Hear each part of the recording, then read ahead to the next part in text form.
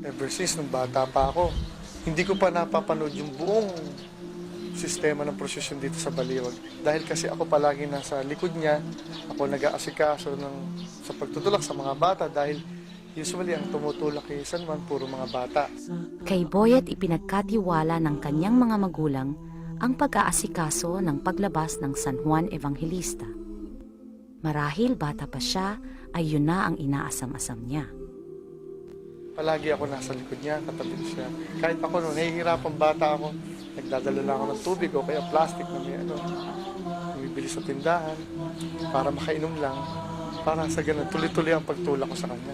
Ngayon naman, kasalukuyan yung aking anak, galit na galit. Pagka hindi siya masasama, umiiyak, nalulungkot siya dahil niya, bakit daw ako tumutulak, ba't daw siya hindi tumutulak. So, siguro siya na ang aking magiging successor sa kanya.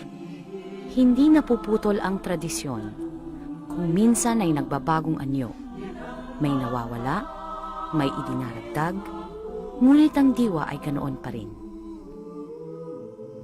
Masasaksihan ito sa mga prosesyon tulad ng idinaraos kung Miyerkules Santo.